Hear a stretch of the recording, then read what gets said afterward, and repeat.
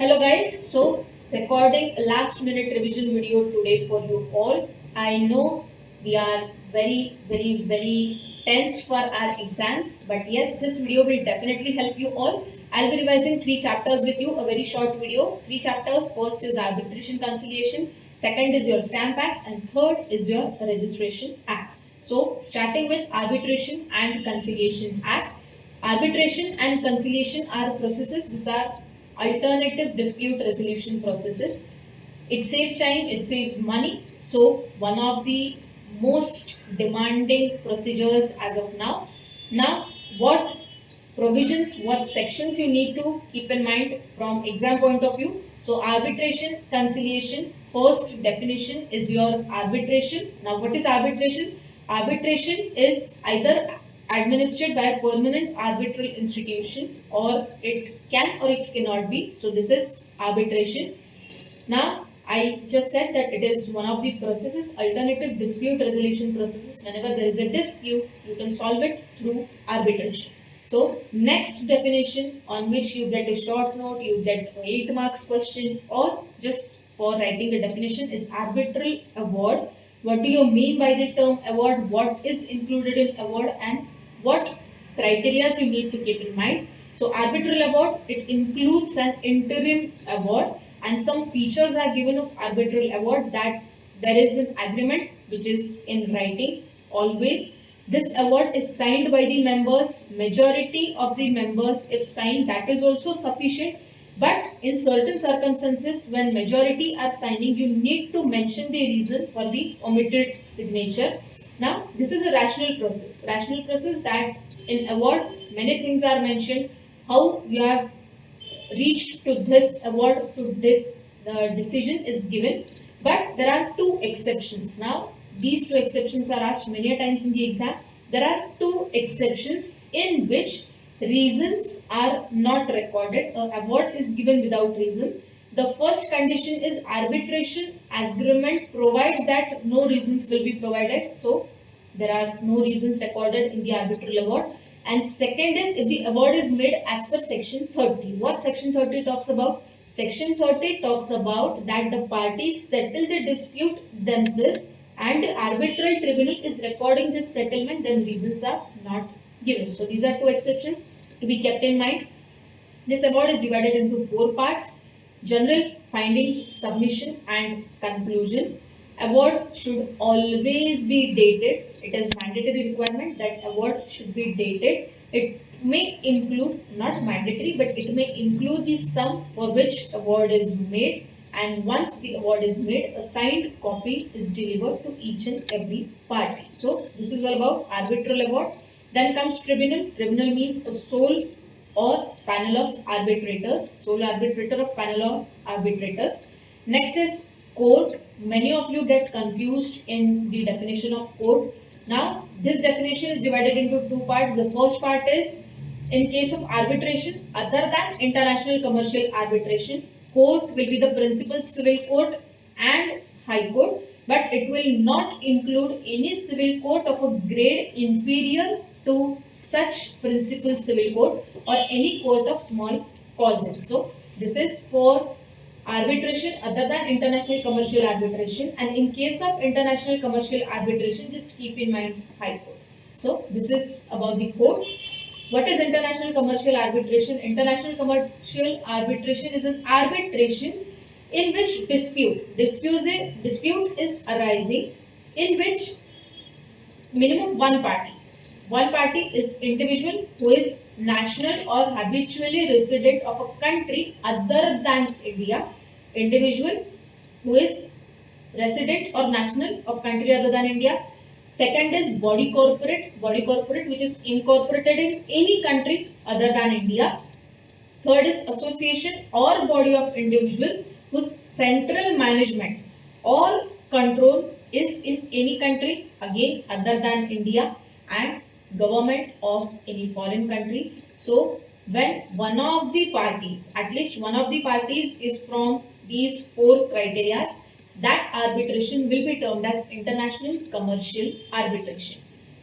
Then comes party. Party is party to an arbitration agreement. Very easy definition. Then what is an agreement? what are we going to write in an agreement? So agreement can be a separate agreement or just an arbitration clause in your normal contract. Both will be termed as arbitration agreement. You can draft it separately or you can mention just one clause in your normal contract. Again, this will be in writing. It will be signed by the parties. Then copies will be given to both the parties. Also, essential elements of valid contract should be always taken care of. Then only the arbitration agreement is valid one. And it must be intentionally to refer some dispute to arbitration either separately or as a clause. Number of arbitrators, parties are free to determine the number of arbitrators, just it should not be even in number. Who is going to appoint?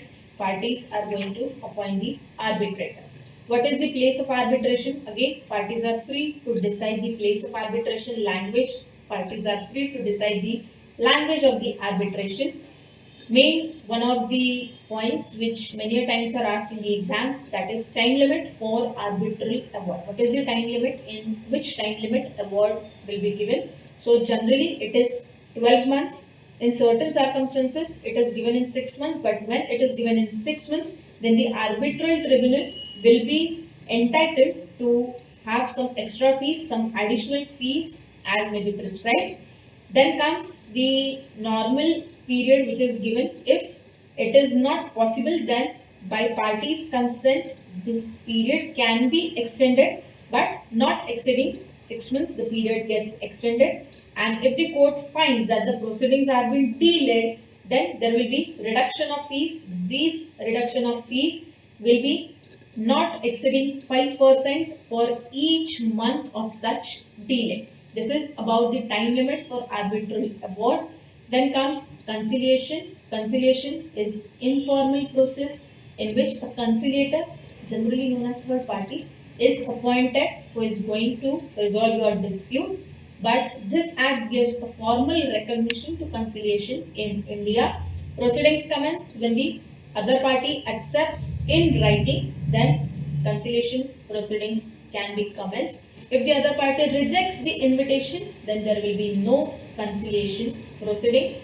Conciliator is not bound by the Code of Civil Procedure as well as the Indian Evidence Act, and conciliation proceedings get terminated if the conciliator gives his settlement decision or the parties decide, then also the conciliation proceedings will be terminated. This is all about Arbitration Conciliation Act. Yes, the act is really very vast, but we have just tried to cover the main provisions for last minute revision purpose. चलो एक बात बोलो, ये white background अच्छा नहीं लग रहा है क्या? चेंज करते हैं ना. So next chapter in that last minute revision series is Indian Stamp Act. Now this is a law relating to stamps. The first definition which is important from exam point of view is instrument. Section 214 defines the term instrument. Now what instrument includes? It includes every document by which any right or liability is created, transferred, limited, extended, extinguished or recorded. So you need to keep in mind each and every term. Now this is instrument, but what is executed and execution? In one of the exams there was a distinction in between executed and execution, and many students got confused. So what is executed and what is execution? Executed is signed and execution is signature. So just one point to be kept in mind, what is executed and what is execution. Then comes the definition of stamp. It is any mark, seal or endorsement by any agency or person who has that authority will be termed as stamp. Then instruments chargeable with duty. Few instruments which are chargeable with duty. First point to be kept in mind that every instrument which is mentioned in Schedule 1 of this specific act will be chargeable with duty. Now this instrument when executed in India will be chargeable to duty. Then bill of exchange, otherwise than on demand or promissory note, which is drawn or made out of India but accepted, paid, presented for acceptance or payment or endorsed or transferred in India, then that bill of exchange again is chargeable with duty. Instrument other than bill of exchange or a promissory note which is mentioned in schedule 1, which was not previously executed by any person, now is executed out of India, but it relates to any property which is situated or matter or thing done or to be done in India and received in India, then that is chargeable with duty. Few instruments are exempted from duty, such as instrument executed by or on behalf or in favor of government, in which government would be liable to pay the duty, then that is exempted from duty. Or instrument for sale, transfer, disposition, absolutely or by way of mortgage, then that is also exempted from duty. Then comes your section 4, 5 and 6. Section 4 talks about single transaction of, and several instruments are done for single transaction. Then duty will be paid only on the principal instrument, and for other instruments duty will be rupee 1. Section 5 talks about multifarious instruments, then duty will be on both the documents. And section 6 talks about multi-discretion instruments, then if this comes under several heads, then highest of duty is to be paid. This is section 4, 5, 6. I have taken it in very short manner. You can read it in detail because case studies can be asked from these sections also. What are the methods of stamping? Stamping can be done through adhesive stamps and impressed stamp. Then comes your time of stamping of instruments. If the instruments are executed in India, it should be stamped before or at the time of execution.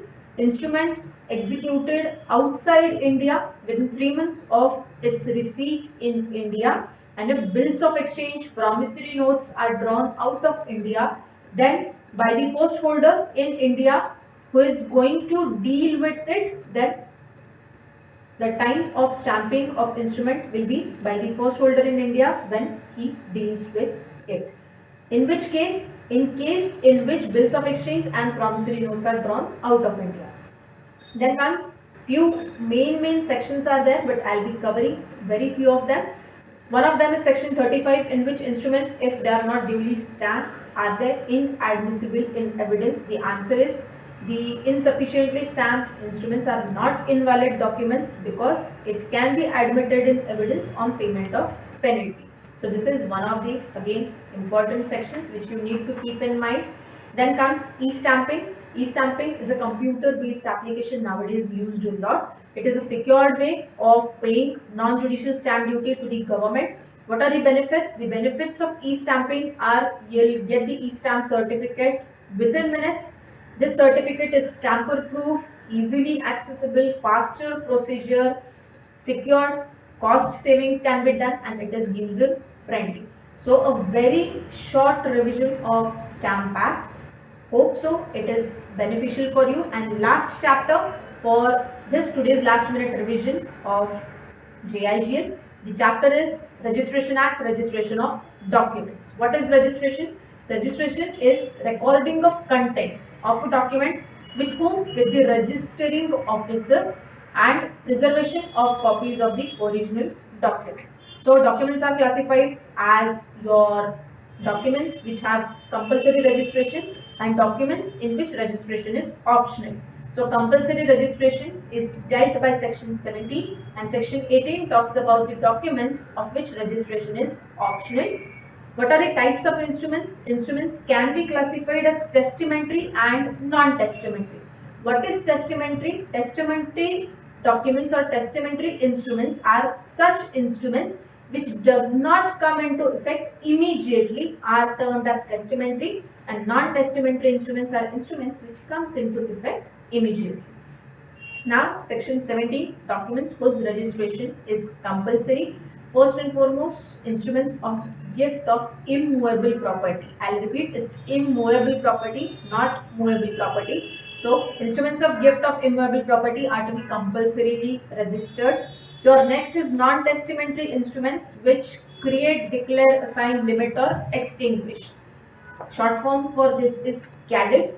Create, assign, declare, limit and extinguish. So CADIL, present or in future what? Any right title interest. RTI, right title interest, of which value is 100 or more than 100. So how to keep it in mind? Non-testamentary instrument, CADL, RTI, 100 or more, compulsorily registrable.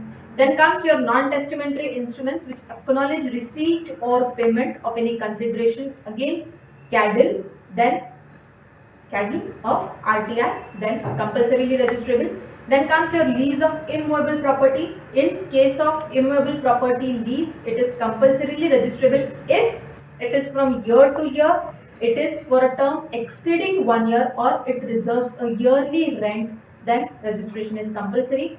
Non-testamentary instrument, transferring, assigning, decree, order or any award, then again it is mandatorily to be registered. Documents containing contracts and authorities to adopt a son, if it is executed and not considered by a will, then it shall be registered. Okay, so next point is exceptions to section 17(1).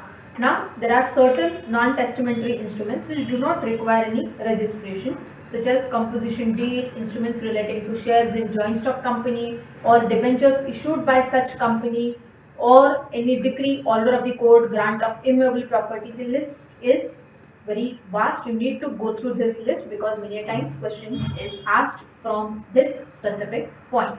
Then comes documents of which registration is optional, section 18. Now, if you are clear with the documents of which registration is compulsory, then documents of which registration is optional, you will be you can easily go through it. Now, one simple tip you need to keep in mind, that you need to read the question very properly. What the question asks you is main thing, because you will think that you have been asked what is optional, you will write exceptions to section 17(1), or documents, instruments which do not require registration, you will write section 18 answer. So please keep in mind, you have section 17 in which registration is compulsory. Exceptions to 17(1) are the instruments which do not require registration, and section 18 is your documents of which registration is optional. So please read the question properly. Then what section 18 talks about? First and foremost, the instruments other than instruments of gift, will, which are going to CADL, RTI, and the value is less than 100. Value more than 100 compulsorily registrable. Value less than 100 it is optional. Then comes your instruments acknowledging receipt, payment of any consideration, CADL, RTI, leases of immovable property for a term not exceeding 1 year, then again it is optional. Instruments transferring, assigning, decree, order of court or award, then again this decree, this order or this award is going to CADL, RTI, the value will be less than 100, then it is optional. Instruments other than wills which are going to CADL, RTI in movable property. If immovable, registration is compulsory. If movable property, immovable compulsory, movable optional. Wills and other documents which are not required by section 17 to be registered are optional. Time limit, if document is executed in India, then it should be presented for registration within 4 months of its execution, or not. If you cannot go in 4 months, in certain cases in urgent necessity, 4 months extra will be given, that is total period of 8 months, but higher fees need to be paid in that case. If documents are executed outside India, then it should be presented for registration within 4 months after its arrival in India. Again, same as stamp, there are certain sections which you need to keep in mind. I will be covering few of them, very few of them. One of them is several executants. If document is executed by several persons at different times, then registration and re-registration within 4 months from the date of each execution is to be kept in mind. This is asked in case studies. So again, you need to keep in mind.